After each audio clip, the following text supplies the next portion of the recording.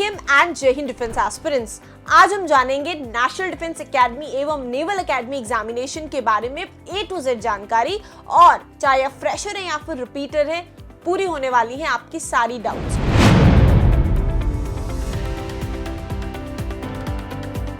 चलिए सबसे पहले थोड़ी हिस्ट्री जानना भी जरूरी है। नेशनल डिफेंस एकेडमी की स्थापना सन 1954 में उत्तराखंड के देहरादून में की गई थी और ये प्लान प्रपोज किया गया था field marshal KM Cariappa sir के द्वारा।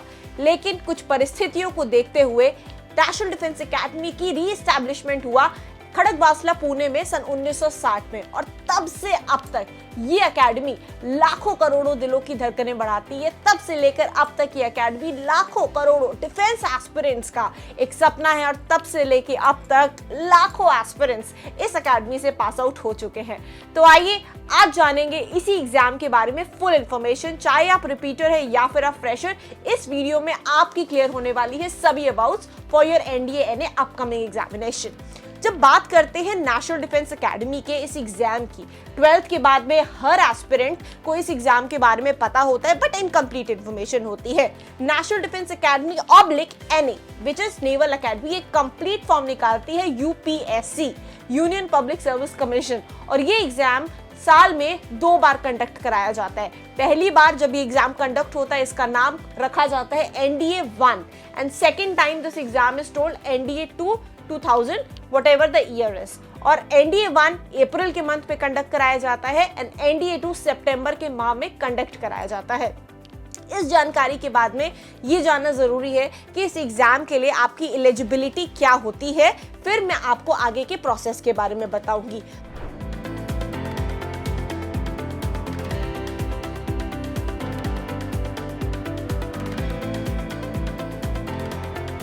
बात करें इस एग्जाम के एलिजिबिलिटी क्राइटेरिया की, सो बेसिकली अगर आपकी एज लिमिट 16.5 से 19.5 साल तक है, तब आप एप्लीकेबल है इस एग्जाम के लिए। बट यहाँ पर थोड़ा सा आपको समझने की जरूरत है कि 16.5 से 18.5 साल की उम्र तक आप रिटन के लिए एलिजिबल हैं, और 19.5 साल की उम्र तक आपने NDA फाइनली ज्वाइन कर लेना है। आर्म्ड फोर्सेस के जो भी एग्जाम्स होते हैं, वहां पर एज लिमिट का एक बहुत ही स्ट्रिक्ट क्राइटेरिया है जिसको फॉलो करना ही होता है, और वहां कोई रिलैक्सेशन आपको मिलता नहीं। अगर मैक्सिमम एक कैंडिडेट की मैं बात करूं तो उसको उसके लाइफ टाइम में NDA के लिए 5 अटेम्प्ट्स मिलते हैं। अगर वो सही एज लिमिट से शुरू करता है तो मैक्सिमम 5 अटेम्प्ट्स उसको मिल जाते हैं इस एग्जाम को क्वालिफाई करने के लिए। बट बिलीव मी, एक अटेम्प्ट ही काफी होता है अपनी मंजिल पाने के लिए, तो उस पर जरूर फोकस करें।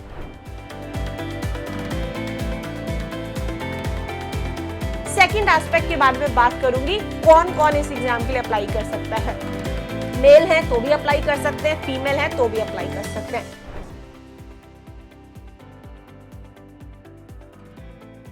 थर्ड पॉइंट, आपका एजुकेशनल क्वालिफिकेशन क्या होना चाहिए। अब आप देखिए, UPSC ने कक्षा 12वीं के लिए इतनी ब्यूटीफुल अपॉर्चुनिटी निकाली है कि चाहे आपने ह्यूमैनिटीज ले रखा है, चाहे आपने PCB ले रखा है, PCM ले रखा है, कॉमर्स ले रखा है, बी इट एनी बैकग्राउंड, आप इस एग्जाम के लिए अप्लाई कर सकते हो। That is the beauty of this examination, जो वाइड रेंज ऑफ एस्पिरेशन को इन्वाइट करता है।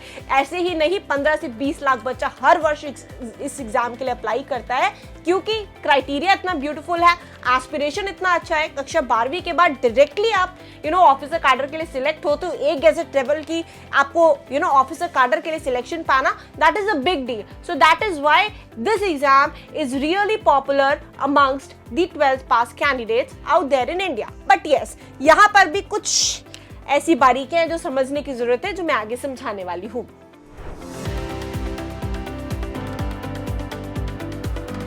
जैसे कि मैंने बताया कि आप किसी भी क्राइटेरिया के हो in terms of your education, आप इस एग्जाम के लिए अप्लाई कर सकते हैं। बट यहाँ पर यह चीज समझने की जरूरत है कि अगर आपने फॉर एग्जाम्पल इंडियन आर्मी के लिए अप्लाई करना है, जैसे आपको पहले बता चुकी हूँ कि इस एग्जाम के थ्रू आप आर्मी, नेवी, एयरफोर्स या नेवल एकेडमी के लिए अप्लाई कर सकते हो। तो जो वैकेंसीज होती हैं उसके ऊपर डिस्कस करते हैं। वैकेंसीज टोटल 400 होती हैं NDA NA एग्जाम के लिए। ये वैकेंसीज कैसे होती हैं? इंडियन आर्मी के लिए 208 वैकेंसीज होती हैं, जिसमें से 10 फीमेल्स की होती हैं। इंडियन नेवी में इनकी 42 वैकेंसीज होती हैं, जिसमें कि 12 इंडियन आर्म नेवी के गर्ल्स कैडर के लिए होती हैं। इंडियन एयरफोर्स के लिए 92 वैकेंसीज फ्लाइंग के लिए होती हैं, जिसमें 2 वैकेंसीज गर्ल्स की होती हैं। 18 वैकेंसीज ग्राउंड ड्यूटी टेक्निकल की हैं, जिसमें 2 वैकेंसीज गर्ल्स की हैं। And ground duty non technical की 10 वैकेंसीज है, जिसमें अगेन 2 वैकेंसीज गर्ल्स की होती हैं। और वहीं इंडियन नेवल अकेडमी के लिए 30 वैकेंसीज हैं, जिसमें कि 9 वैकेंसीज फीमेल एस्पिरेंट्स के लिए हैं। बट यहाँ पर ये चीज समझना जरूरी है कि जैसे कि पूरा एलिजिबिलिटी क्राइटेरिया में ये तो कहा कि आप किसी भी स्ट्रीम के लिए है आप अप्लाई कर सकते हैं, बट ये समझना जरूरी है कि अगर आपने फॉर एग्जाम्पल ह्यूमैनिटीज, कॉमर्स या पीसीबी, पीसीएम कुछ भी ले रखा है तो आप इंडियन आर्मी के लिए एलिजिबल हो। लेकिन इंडियन एयरफोर्स और इंडियन नेवी के लिए अप्लाई करने के लिए आपके पास में PCM जरूर होना चाहिए क्लास 12th में। सो अगर आप किसी भी स्ट्रीम से हैं, आप सिर्फ आर्मी के लिए एलिजिबल है, लेकिन अगर आपको स्पेसिफिकली एयरफोर्स में ज्वाइन करना है या INA के लिए ज्वाइन करना है, तब आपके पास PCM होना चाहिए कक्षा 12वीं में। होप यहाँ तक आपको चीजें क्लियर है। तो ये एक छोटी सी बात है जो आपको ध्यान में रखनी है। अगर आप क्लास 10th में हैं तो आप अगर एयरफोर्स या नेवी ज्वाइन करना चाहते हैं तो आप क्या लेंगे, कमेंट सेक्शन में बताइए। और अगर आप क्लास 10th में हैं, आपने इंडियन आर्मी ज्वाइन करना है, तो you are free to choose any field, आपको बस अप्लाई करना होगा। होप यहाँ तक क्लियर।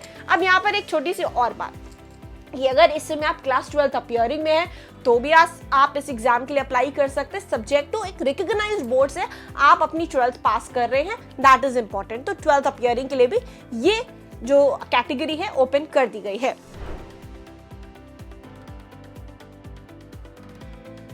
अब नेक्स्ट बात पे बात करूंगी कि इस एग्जाम के लिए आप प्रेफरेंस कैसे सिलेक्ट करते हो। फॉर एग्जाम्पल आपकी इच्छा है एयरफोर्स में जाने की, आर्मी में, नेवी में, INA में, तो जब एग्जाम की नोटिफिकेशन रिलीज होती है, आपके एग्जाम फॉर्म्स ओपन हो जाते हैं अप्लाई करने के लिए, उस दौरान जब आप इसका ऑनलाइन एप्लीकेशन फॉर्म फिल कर रहे होते हैं, वहीं पर आपको ऑप्शन दिया जाता है अपना प्रेफरेंस चूज करने का। तो वहां पर आपको सीक्वेंस से 1 2 3 4 चूज करना होता है as per your requirement, that is the need of the hour. और यहाँ पर इंपॉर्टेंट क्या है कि आप सही प्रेफरेंस चूज करें, बिकॉज व्हाट हैपेंस इज ना कि सेफर प्रेफरेंसेस चूज करना हमारे लिए ज्यादा बेनिफिशियल होता है, बिकॉज ये एक ऐसा एग्जाम है जहाँ पर क्लोज कंपटीशन बहुत ज्यादा होता है, बच्चे 1 1 1.5 1.5 2 2 नंबर से मेरिट आउट होते हैं। So it's really very important कि आप थोड़ा सा गाइडेंस लें, गाइडेंस के हिसाब से अपना प्रेफरेंस चूज करें, so that you get the जो भी आपको मनपसंद आपकी चॉइस ऑफ सर्विस है वो आप अवेल कर पाओ।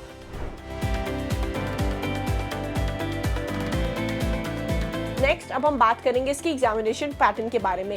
सो इस एग्जामिनेशन पैटर्न की बात करी जाए तो यहाँ आपके 2 पेपर होते हैं, paper 1 and paper 2। Paper 1 is mathematics, paper 2 is GAT which is general ability test. अभी कितने मार्क्स का होता है, ये टोटल होता है आपका 900 मार्क्स का, ठीक है। इसके बाद में आपका एक इंटरव्यू होता है, भाई हर गवर्नमेंट एग्जाम के लिए इंटरव्यू पास करना है और इसका भी एक इंटरव्यू पास करना होगा जिसका नाम होता है SSB इंटरव्यू, और ये भी 900 मार्क्स का होता है।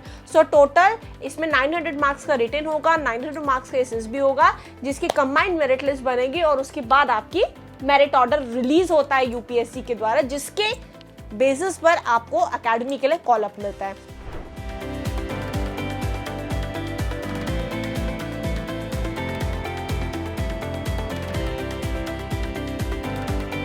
अब इन एग्जाम्स की डिटेल्स के बारे में बताएंगे आपको।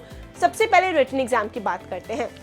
रिटन में मैथमेटिक्स एग्जाम की बात करूं तो ये 2.5 घंटे का एग्जाम होता है, 300 मार्क्स का होता है। साइमल्टेनियसली जब हम GAT की बात करते हैं तो ये भी 2.5 घंटे का एग्जाम होता है और 600 मार्क्स का होता है। अपार्ट फ्रॉम दैट इन दोनों ही रिटन एग्जाम्स में 1/4 की नेगेटिव मार्किंग भी होती है। अब सिलेबस क्या आएगा, इसमें जो फर्स्ट पेपर है दैट इज पेपर 1, इसमें आपकी 11th और 12th क्लास की मैथमेटिक्स पूछी जाती है, जिसके सिलेबस का लिंक आपको PDF में मिल जाएगा which is there in the description box. Followed by that अगर GAT की बात करें, जनरल एबिलिटी टेस्ट, तो इसको 2 पार्ट्स में डिवाइड किया हुआ है, जिसमें इंग्लिश भी है और GAT के अदर सब्जेक्ट्स जिसमें कि general science, social studies, current affairs, ये सारी चीजें इंक्लूडेड है। अगर इन डिटेल में बताऊं तो इसमें आपको इंग्लिश के क्वेश्चंस मिलेंगे। इंग्लिश बेसिक इंग्लिश होती है जो आप कक्षा 1st क्लास से पढ़ते आ रहे हो। एंटोनिम्स हो गया, सिनोनिम्स हो गया, पैराग्राफ्स हो गया, जंबल वर्ड्स हो गया, उनको ठीक करना, बेसिक लेवल ऑफ चीजें रहेंगी। फॉलोड बाय दैट इसके सेकंड पार्ट में आपका जो स्टफ आने वाला है that is physics, chemistry and bio. अब डाउट हो गया नॉन साइंस वालों को कि हम कैसे पढ़ेंगे, तो चिंता नहीं करने का है। फिजिक्स और केमिस्ट्री 10th, 11th और 12th क्लास की आती है, बायोलॉजी सिर्फ 10th की आती है। तो अगर आप नॉन साइंस स्टूडेंट हैं, कॉमर्स के हैं व्हाट्सएवर इट इज देयर, तो बायो तो कर लोगे ना, और 9 और 10th क्लास तक का पीसी तो आता है ना, तो उतने में आपका कुछ तो फंस जाएगा, परेशान नहीं होना, और बायो से आप नंबर बनाइए। ठीक, बात करते हैं सोशल स्टडीज की। It is history, polity and geography, ये 10th क्लास तक कहानी है। तो अगर आप पीसीएम के स्टूडेंट है तो भाई आपको आपके सब्जेक्ट्स में क्या मिल रहा है, एज मिल रहा है, और वैसे ही अगर आप नॉन साइंस स्टूडेंट है तो आपको सोशल स्टडीज के सब्जेक्ट में एज मिलेगा। फिर इसमें क्या पूछा जाता है, करंट अफेयर्स भी आता है, इकोनॉमिक्स भी आता है। करंट अफेयर्स लास्ट 6 मंथ्स के पूछे जाते हैं, और इकोनॉमिक्स भी जनरल क्वेश्चंस 1 से 2 पूछे जाते हैं, तो उसके लिए चिंता करने की जरूरत नहीं है। This is what the written exam is. तो रिटन एग्जाम का ओवरऑल मैं आउटलुक बताऊं तो एक अच्छा एग्जाम है, बहुत टफ नहीं है, टफ है बट बहुत टफ नहीं है अगर आप ठीक से प्रिपरेशन करते हैं।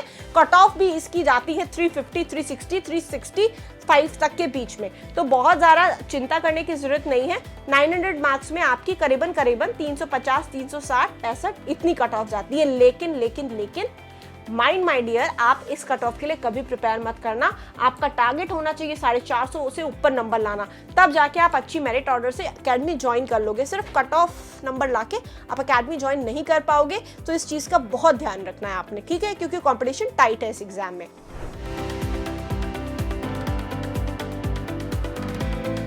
Followed by that second step is the SSB interview.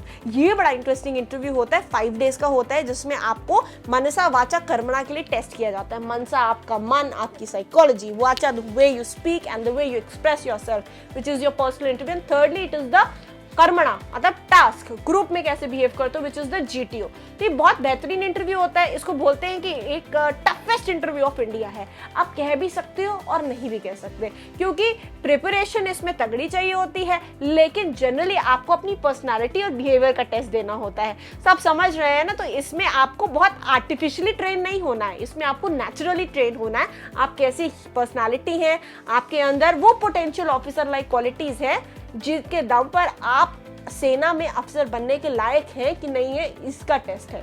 तो इसमें आपके 5 दिन का पूरा टेस्टिंग प्रोसीजर होता है, और ये बहुत ही इंटरेस्टिंग टेस्ट होता है, जिसमें डे 1 में आपका PPNDT एंड OIR टेस्ट होता है। डे 2 में आपका साइकोलॉजी टेस्ट होता है, जिसमें टैट, वेट, SRT, SD पूछा जाता है। फिर आपका इंटरव्यू होता है डे 2, 3 में, जिस भी दिन उनको समय लग जाए, या 4th में।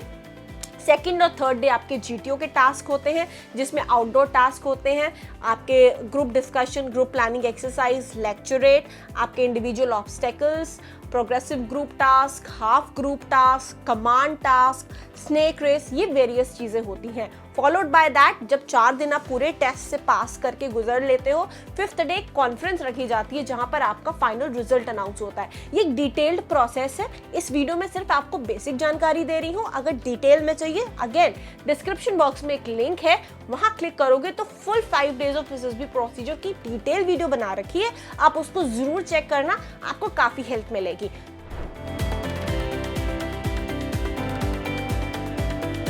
तो जब आप अगेन रिटन क्लियर करोगे, आपका रिजल्ट आएगा, आपको इंटरव्यू के लिए बुलाया जाएगा। इंटरव्यू क्लियर कर लोगे, उसके बाद क्या होगा, आपका मेडिकल टेस्ट होगा। मेडिकली फिट हैं, वेरी गुड। अगर फॉर एग्जांपल कुछ अनफिट निकलते हैं तो एक आपको इसमें भी ऑप्शंस दिए जाते हैं। मेडिकल का प्रोसीजर भी बताती हूँ।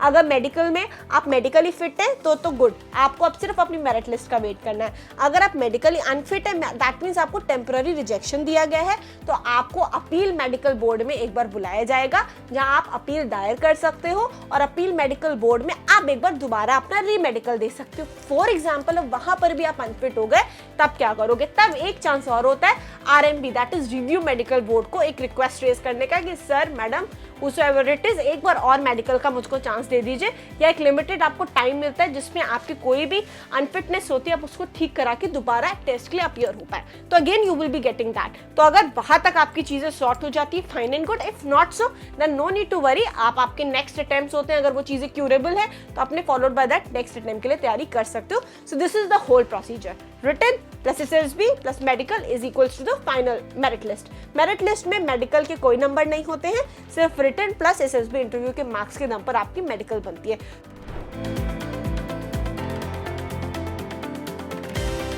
तो अब ये पूरी वीडियो आपको क्लियर हो गई होगी। अब आप पूछोगे ये पूरा प्रोसेस कितना टाइम लेता है। अगर एक जनरल लेवल में आपको बताऊं, अगर हम NDA 1 एग्जाम की बात करते हैं, तो इसकी नोटिफिकेशन, अगर फॉर एग्जांपल मैं 2024 की बात कर रही हूँ, हम 2024 में हैं, इसकी नोटिफिकेशन आपकी दिसंबर एंड में निकल गई थी, तो दिसंबर से जनवरी 2024 तक आपको उन्होंने टाइम दिया कि आप फॉर्म फिल कर दें। अब एग्जाम कब होने वाला है? 21 अप्रैल को, तो अप्रैल में एग्जाम होगा। एग्जाम का रिजल्ट कब आ जाएगा? मई एंड तक रिजल्ट दे देंगे। उसके बाद एसएसबी कब शुरू हो जाएंगी? जून जुलाई अगस्त, उधर एसएसबी शुरू हो जाएंगे, ठीक है। और इधर फिर सितंबर अक्टूबर नवंबर में आपकी धीरे धीरे करके रिजल्ट्स और लिस्ट वगैरह मेरिट की आने लगेंगी एंड आपकी ज्वाइनिंग जनवरी में होनी है, तो दिसंबर में आपको कॉल अप लेटर्स इशू हो जाएंगे। तो करीबन 1 ईयर का पूरा टाइम स्पेन लगेगा। अगर आप इस एग्जाम के लिए प्रिपेयर कर रहे हैं, इतना पेशेंस रखना पड़ेगा।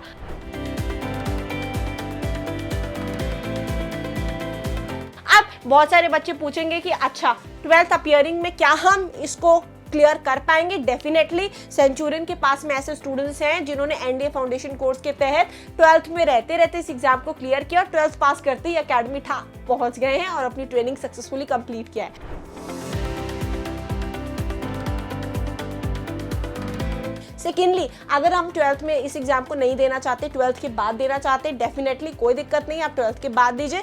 सब्जेक्ट टू आपका अटेम्प्ट जो है उस हिसाब से आप कैलकुलेट कर लीजिए कितने बचे और उस माइंडसेट से अपनी प्रिपरेशन शुरू करिए।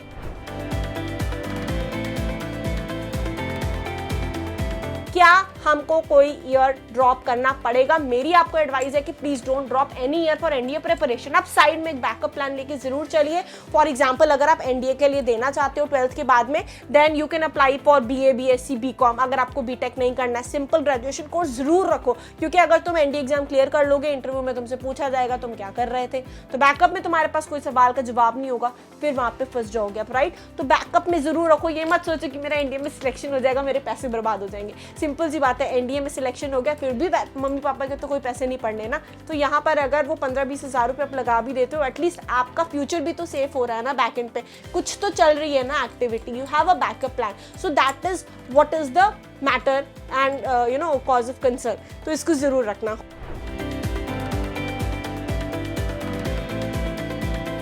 बड़े सारे बच्चे पूछते हैं मैम सेल्फ स्टडी हो जाएगी कि नहीं हो जाएगी, कि हमें किसी इंस्टीट्यूट का सहारा लेना पड़ेगा। फर्स्ट, बहुत सारे बच्चे हैं जो सेल्फ स्टडी से इस एग्जाम को क्लियर करते हैं। मैं ये कहती हूँ कि अगर आप 11th और 12th अच्छे से कर रहे हो, अच्छे से पढ़ाई की आपने बोर्ड एग्जाम्स की, तो ये आपकी चुटकियों का खेल है। बट बच्चे क्या है ना, इस चीज़ पे ध्यान नहीं दे रहे हैं, वो माइंडसेट नहीं है, उनको लगता है नहीं बोर्ड्स है। अगर वो थोड़ा स्मार्ट स्टडी करे ना तो वो क्लियर कर सकते हैं। बट स्टिल अगर ऐसा आपको कोई भी दिक्कत आ रही है तो परेशान नहीं होना है, आपने एक इंस्टीट्यूट का साथ लेना है। But at the same time ये बहुत इंपॉर्टेंट है, आप किस इंस्टीट्यूट को अपने करियर के लिए, प्रोग्रेशन के लिए सिलेक्ट कर रहे हो, उसको ध्यान से सिलेक्ट करना है। सिलेक्शंस देखने हैं, जेन्युइननेस देखना ही है। सिर्फ इसलिए कि मैं घर बैठ के ऑनलाइन कोर्स लेके पढ़ लूँ, उसमें मत आइएगा। क्या कोर्स बहुत सस्ता है तो मैं उसको लेके पढ़ूं, उसमें मत आइएगा। कोर्स की genuineness is also important, not only the price. Institute का जेन्युइननेस, इंस्टीट्यूट का बैकग्राउंड, कौन मेंटर्स आपको पढ़ा रहे हैं, उसका क्या बैक एंड पे क्या इम्पैक्ट जा रहा है, वो सब चीज़ें जेन्युइन लेवल पर देखना is very very very important. Many YouTube channels are there, many creators have open, और वो सब अपने अपनी चीज़ों को आपको बताएंगे, हमारा बेस्ट है, हमारा बेस्ट है। But the point is you take a right decision. इतना आप 16-17 साल के हो कि एक डिसीजन ले पाओगे, तो यहाँ पर you have to take care कि you take a good decision.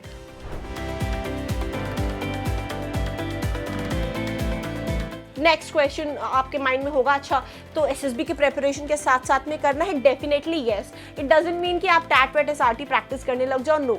जब आपकी एनडीए रिटन एग्जाम का माइंडसेट हो जाता है, एसएसबी की प्रिपरेशन तब से करने का मतलब क्या होता है, if you want to be an officer just behave like one. That means कि आप तब से at least basic officer like qualities को शुरू कर दो। फॉर एग्जाम्पल, घर पे मदद नहीं कर रहे हो तो मम्मी की मदद करना शुरू कर दो, बी हेल्पिंग। अगर आपके अंदर कॉन्फिडेंस नहीं है तो मंच पर अगर कभी भी मौका मिले बोलने का तो शुरू कर दो बोलना। थर्ड, इंग्लिश अच्छी नहीं है तो इंग्लिश में बोलना शुरू कर दो, इंग्लिश के लिए कुछ ना कुछ एक्टिविटी करना शुरू कर दो, इंप्रूव इट।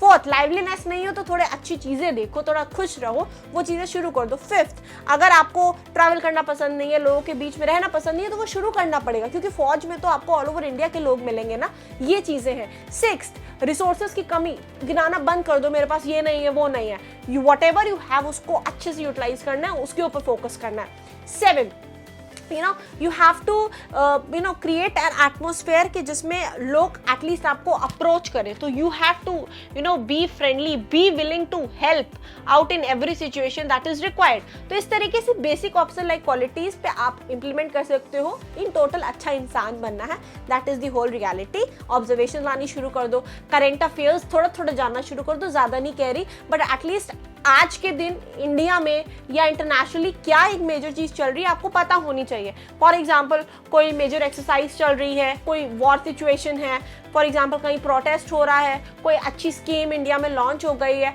या किसी चीज़ का उद्घाटन है, इनॉर्गेशन है, बजट पास हुआ है, तो अच्छा इंडियन आर्म फोर्सेस को कितना बजट पास हुआ है, कहाँ क्या एलोकेशन हुआ. Basic knowledge is what I feel is the requirement of the our.